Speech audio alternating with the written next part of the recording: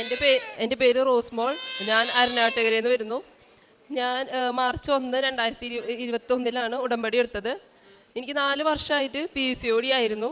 Periods കറക്റ്റായിട്ട് ആവില്ല. അങ്ങനെ ഞാൻ ഡോക്ടർമാരെ മാറി മാറി കണ്ടിരുന്നു.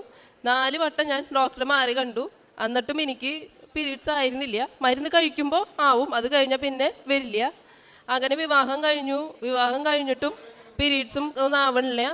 അത് കഴിഞ്ഞ് ഞാൻ ഇവിടെ വന്ന് ഉടമ്പടി എടുത്തതിന് ശേഷം മാർച്ച് 17 ഞാൻ പ്രഗ്നൻസി ടെസ്റ്റ് ചെയ്തു. അതിന് മുമ്പ് ടെസ്റ്റ് ചെയ്തതൊക്കെ എനിക്ക് നെഗറ്റീവായിരുന്നു. ഞാൻ അങ്ങനെ പ്രത്യേകിച്ച് പ്രാർത്ഥനയൊന്നും ചെല്ലാണ്ടാണ് ടെസ്റ്റ് ചെയ്യാറ്. പക്ഷെ ഉടമ്പടി എടുത്തതിന് ശേഷം ഞാൻ വിശ്വാസ പ്രമാണം ചൊല്ലിയിട്ടാണ് അന്ന് ടെസ്റ്റ് ചെയ്തത്. അന്ന് ടെസ്റ്റ് ചെയ്ത് കഴിഞ്ഞപ്പോൾ എനിക്ക് പോസിറ്റീവാണ് കണ്ടത്. അങ്ങനെ 7ാമത്തെ ആഴ്ച എനിക്ക് ചെറുതായിട്ട് ബ്ലീഡിങ് വന്നു. ബ്ലീഡിങ് വന്നു കഴിഞ്ഞ് സ്കാൻ ചെയ്ത് കഴിഞ്ഞപ്പോൾ പറഞ്ഞു സിസ്റ്റ് ഉണ്ട്, അതേപോലെ ഉണ്ണിക്ക് ഗ്രോത്ത് ഉണ്ടോ എന്നുള്ളതും ചെക്ക് ചെയ്യണം. അങ്ങനെ അടുത്ത ആഴ്ച നെക്സ്റ്റ് വീക്കിൽ വീണ്ടും സ്കാൻ ചെയ്യാൻ പറഞ്ഞു. അപ്പോൾ പറഞ്ഞു ഗ്രോത്ത് ഒന്നുമില്ല, അതായത് സിസ്റ്റിന് ഗ്രോത്ത് ഒന്നുമില്ല, ഉണ്ണി അതേപോലെ ഡെവലപ്പ് ചെയ്ത് വരുന്നുണ്ട്, കുഴപ്പമില്ല എന്ന് പറഞ്ഞു.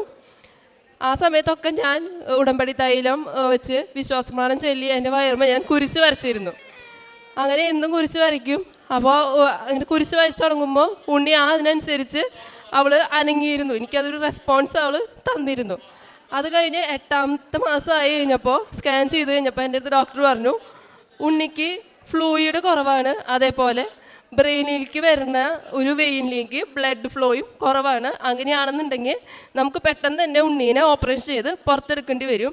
അപ്പോൾ പ്രീമച്വർ ബേബിയാണ്, അത് കാരണം പലതരം കോംപ്ലിക്കേഷൻസ് ഉണ്ടാവും എന്ന് പറഞ്ഞു. 2ാമത്തെ ഓപ്ഷനായിട്ട് ഞങ്ങൾ ഒരു വട്ടം കൂടി സ്കാൻ ചെയ്തു. ആ സമയത്ത് പോണ സമയത്തൊക്കെ ഞാൻ എൻ്റെ വയറിൽ ഉടമ്പടി തൈലെടുത്ത് കുരിശ് വരച്ച് വിശ്വാസപ്രമാണം ചൊല്ലിക്കൊണ്ടാണ് പോയത്. സ്കാൻ ചെയ്യാൻ കിടക്കുമ്പോഴും ഞാൻ വിശ്വാസപ്രമാണം ചൊല്ലിക്കൊണ്ടാണ് കിടന്നിരുന്നത്. ആ സമയത്ത് സ്കാൻ ചെയ്ത് റിപ്പോർട്ട് വന്നു കഴിഞ്ഞപ്പോൾ അവർ പറഞ്ഞു ഉണ്ണിക്ക് കുഴപ്പമൊന്നുമില്ല, ബ്ലഡ് ഫ്ലോ ഒക്കെ ഇപ്പോഴും കുഴപ്പമില്ലാണ്ട് തന്നെയാണ് നടക്കുന്നത്, അതേപോലെ ഫ്ലൂയിഡും ആവശ്യത്തിനുണ്ട്. അങ്ങനെ നോർമൽ ഡെലിവറി തന്നെയായിരുന്നു എനിക്ക്. 9ാം മാസം തന്നെ കറക്റ്റ് ഞാൻ ഉണ്ണീനെ ഡെലിവറി ചെയ്തു. സാധാരണ പ്രസവം എന്ന് പറഞ്ഞു കഴിഞ്ഞാൽ അത്രയും നല്ല വേദന ഉണ്ടെന്നൊക്കെയാണ് ഞാൻ പറഞ്ഞു കേട്ടത്. പക്ഷേ എനിക്കെന്ന് പറഞ്ഞു കഴിഞ്ഞാൽ സാധാ ചെറിയൊരു പെയിനേ ഉണ്ടായിരുന്നുള്ളൂ. ഡെലിവറിയും അതേപോലെ 2 മണിക്കൂറിനുള്ളിൽ തന്നെ എനിക്ക് ഡെലിവറി നടക്കുകയും ചെയ്തു. നല്ല ആരോഗ്യമുള്ള ഒരു പെൺകുഞ്ഞിനെയാണ് ദൈവം എനിക്ക് തന്നനുഗ്രഹിച്ചത്. അതേപോലെ 2ാമത്തെ സാക്ഷ്യം എന്ന് പറയുന്നത് എൻ്റെ ഹസ്ബൻഡിന് നാട്ടിൽ വലിയ ശമ്പളമൊന്നുമില്ല, ജോലിക്ക് പോകണു എന്നുള്ള ഒരു മാത്രമേ ഉള്ളൂ. ഒരു 2 വർഷമായി ആൾക്ക് ജോബ് വിദേശത്തേക്ക് ഞങ്ങൾ നോക്കിക്കൊണ്ടിരിക്കുന്നു. പക്ഷെ ഒന്നും ആവില്ല, വിസ പ്രോസസ്സിങ് ആവുമെന്ന് പറഞ്ഞ് നിൽക്കും. അത് കഴിഞ്ഞിട്ട് പിന്നെ ഒരു റെസ്പോൺസും വന്നിരുന്നില്ല. അങ്ങനെ ഇവിടെ വന്ന് ഉടമ്പടി എടുത്തതിന് ശേഷം 15ാമത്തെ ദിവസം ഹസ്ബൻഡിന് വിസ വരികയും അവിടേക്ക് പോവുകയും ചെയ്ത്, അവിടേക്ക് പോയി 2ാമത്തെ ദിവസം തന്നെ ഹസ്ബൻഡിന് അവിടെ ജോലി കിട്ടി. ഞാൻ ഇവിടുന്ന് മാതാവിൻ്റെ കാശുരൂപം ഹസ്ബൻഡിന് കൊടുത്തു വിട്ടിട്ടുണ്ടായിരുന്നു. ഇത് ഇൻ്റർവ്യൂവിന് പോകുമ്പോൾ ഒക്കെ ഹസ്ബൻഡ് ഈ കാശുരൂപം വെച്ച് വിശ്വാസപ്രമാണം ചൊല്ലിയിട്ടാണ് പോയിരുന്നത്. ഇപ്പം നല്ലൊരു കമ്പനിയിലാണ് ജോലി, അതേപോലെ നല്ല ഹൈ സാലറിയും ഉണ്ട് ആൾക്കിപ്പോൾ അവിടെ. പിന്നെ 3ാമത്തെ സാക്ഷ്യം എന്ന് പറയുന്നത് വീട്ടിൽ സമാധാനമായിരുന്നു.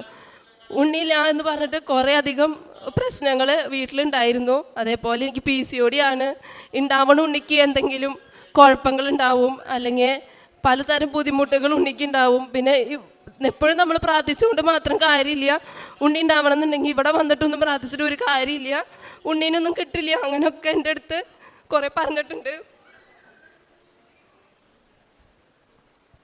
എന്നിട്ട് ഞാൻ ഇവിടെ വന്ന് പ്രാർത്ഥിച്ചതിൻ്റെ ഫലമായിട്ടാണ് ദൈവം എനിക്ക് നല്ലൊരു പെൺകുഞ്ഞിനെ, നല്ല ആരോഗ്യമുള്ള ഒരു പെൺകുഞ്ഞിനെ ദൈവം എനിക്ക് തന്നു. ഇപ്പോൾ വീട്ടിൽ നല്ലൊരു സമാധാനമുണ്ട്, യാതൊരുവിധ പ്രശ്നങ്ങളോ ഒന്നുമില്ല. ഉടമ്പടി എടുത്തതിന് ശേഷം അവർ എന്തൊക്കെ പറഞ്ഞാലും എനിക്കതൊന്നും എൻ്റെ ഉള്ളിലൊരു വിഷമമായിട്ടോ അല്ലെങ്കിൽ അതെപ്പോഴും ആലോചിച്ചിട്ടോ ഒന്നും ഞാൻ ഇരുന്നിരുന്നില്ല. അതൊക്കെ മാതാവ് എനിക്ക് അത് സഹിക്കാനുള്ള ശക്തി മാതാവ് എനിക്ക് തന്നിരുന്നു. അതേപോലെ ഡെലിവറി പെയിനും സഹിക്കാനുള്ള ശക്തി മാതാവ് എനിക്ക് തരണേന്ന് ഞാൻ പ്രാർത്ഥിച്ചിരുന്നത്. അതേപോലെ യാതൊരുവിധ ബുദ്ധിമുട്ടും ഇല്ലാണ്ട് തന്നെ ഇനി എൻ്റെ ഡെലിവറി നടക്കുകയും ചെയ്തു. പിന്നെ അതേപോലെ ഞാൻ ലൈറ്റ് ക്യാൻഡിൽ പ്രയർ റിക്വസ്റ്റ് ഇട്ടിട്ട് എനിക്കൊരു ജോലിക്ക് വേണ്ടി ഞാൻ പരിശ്രമിച്ചിരുന്നു. കല്യാണം കഴിഞ്ഞ് 1 കൊല്ലമായിട്ടും എനിക്ക് ജോലി നോക്കിയിരുന്നു, പക്ഷേ ഒന്നും കിട്ടണില്ല. പല കാരണങ്ങളാൽ അതിങ്ങനെ മുടങ്ങി പോവാണ്. അങ്ങനെ ഞാൻ അവിടെ അച്ഛൻ്റെ ടോക്ക് ഞാൻ പലതും കേട്ടിരുന്നു. അങ്ങനെ അച്ഛൻ ഇവിടെ പറഞ്ഞിരുന്നു ഡേറ്റ് ഇട്ട് പ്രാർത്ഥിക്കണം, അപ്പോൾ നമ്മൾ പ്രാർത്ഥിക്കുന്ന കാര്യം നടക്കുന്ന. അങ്ങനെ ഞാൻ സെപ്റ്റംബർ 8 മാതാവിൻ്റെ ജനതിരുനാളിൽ അന്ന് ഡേറ്റ് ഇട്ട് പ്രാർത്ഥിച്ച് രാവിലെയും വൈകിട്ടും പ്രത്യക്ഷീകരണ പ്രാർത്ഥനയും സന്താപ പ്രാർത്ഥനയും മുടങ്ങാണ്ട് ഞാൻ പ്രാർത്ഥിച്ചിരുന്നു. ഹസ്ബൻഡും കൂടെ ഇരുന്ന് പ്രാർത്ഥിക്കും.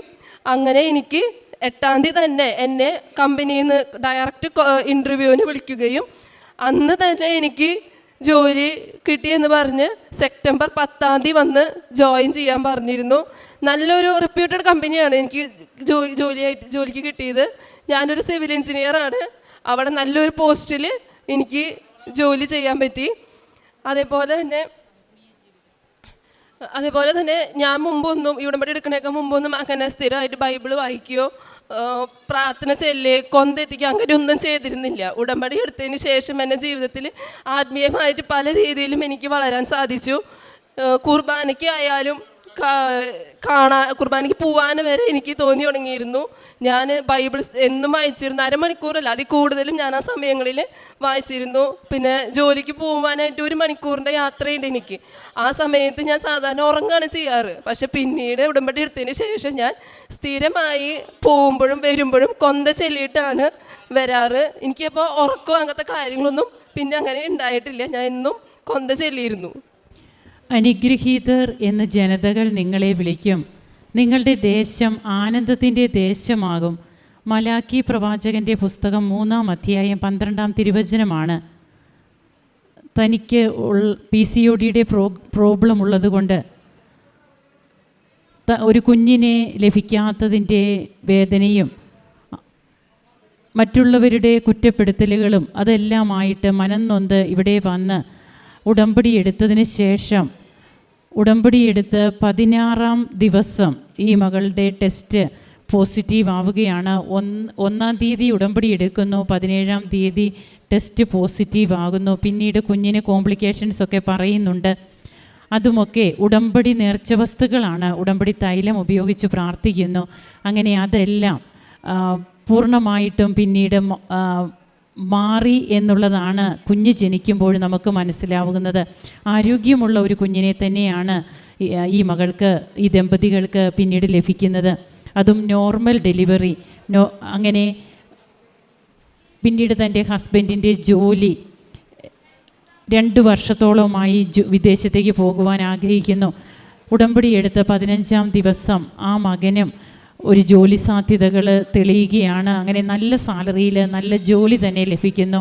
1 വർഷമായി ഈ മകൾക്കും ജോലിയൊന്നുമില്ലാതെ അതിനുവേണ്ടി ട്രൈ ചെയ്യുന്നു. പിന്നീട് എങ്ങനെയാണ് തനിക്കും ജോലി ലഭിക്കുന്നത്? കുടുംബത്തിൽ മൊത്തം ഒരു സമാധാനം, പ്രാർത്ഥിക്കാനുള്ള താല്പര്യം കൂടുന്നു.